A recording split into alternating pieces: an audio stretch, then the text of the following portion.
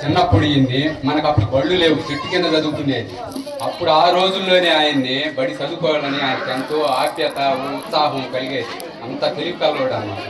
ఆయన్ని బడిలోకి రానిచ్చేదిరా, అంటరాని వాడు అని బడిలోకి రానిచ్చేదిరా ఆయన్ని.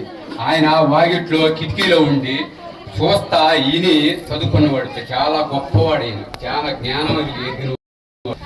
ఆయనకి 50,000 బుక్స్ చదివేవాడు.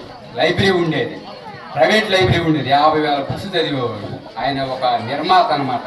మన బడుగు వర్గాలకి నిర్మాత ఆయన.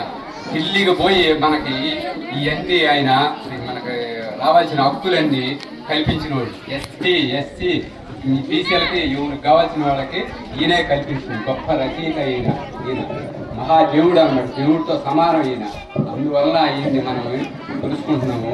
మన జాతికి ఆయన పితామహుడు, గొప్పవాడు, మనకు అన్ని రచించినవాడు, చాలా చేసినవాడు. ఈయన బాగా తెలివి కలవాడు.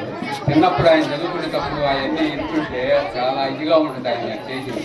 మన పిల్లకాయలు ఇప్పుడు బళ్ళు అన్ని బళ్ళుల్లో ఉంటే బడికి పోంటారన్నా కూడా బడికి పోతారు. ఆ రోజులు ఆయనకి అవన్నీ లేవు. చెట్టు కింద చదువుకుంటా, నేను చదువుకుంటా, బడిలోకి వస్తానన్నా కూడా అప్పుడు రానిచ్చేదిరా. నువ్వు అంటరాని వాడు రా, బయటికి పోరని నెట్టేసేది.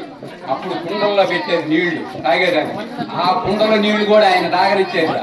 వాళ్ళు దోషుల్లో పోసి సాగమని చెప్పేవాళ్ళు. అంత నివసించి అంత బతికి పెద్ద చదువు చదివి ఆయన మనకు కొన్ని రచించినాడు. ఆయన చాలా గొప్పవాడు. ఇంతవరకు నాకు తెలుసు ఆయన గురించి కొద్దిగా.